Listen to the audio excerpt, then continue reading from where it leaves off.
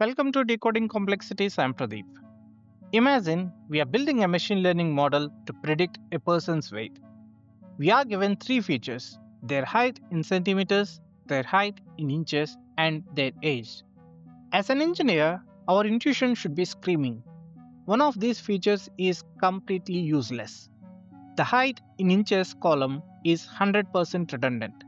It gives our model zero new information that height in centimeters doesn't already provide. It's just noise. This common sense idea of redundancy is one of the most important concepts in all of data science. And in the language of linear algebra, it has a formal, powerful name: linear dependence. Understanding this is the key to building simpler, faster, and more robust models. So let's decode it. Think of the features in your dataset as building blocks or vectors that define our data's playground.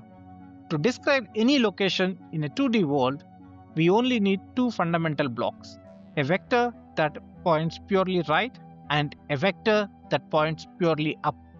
These two vectors are special. They are linearly independent. The developer's definition is simple. We cannot create one of them by just stretching or shrinking the other. The up vector has no right in it, and the right vector has no up in it. They each provide unique, non-redundant directional information. But what about these two vectors? v2 is clearly just v1 multiplied by 2. It adds zero new information about the direction. We can't reach any new points in the playground with these two vectors that we couldn't already reach with v1 alone. These vectors are linearly dependent. One is a simple combination of the other. They are redundant. So, how do we test for this mathematically without having to draw pictures? A set of vectors is linearly independent if the only possible solution to this equation is c1 equal to 0, c2 equal to 0, and so on. Then the vectors are linearly independent.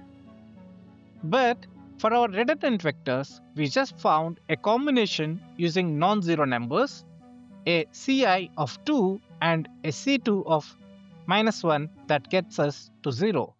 This proves that they are linearly dependent. It mathematically confirms that one is just a scaled version of the other. This is also directly connected to the matrix determinant.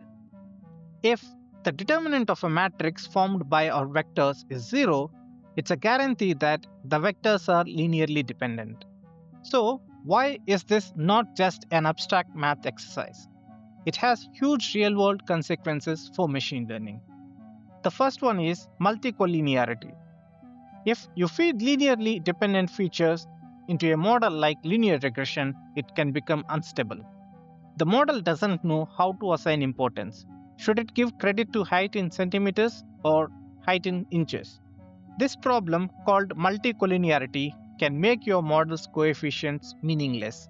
Good feature engineering starts with removing redundant features. And the second, the curse of dimensionality.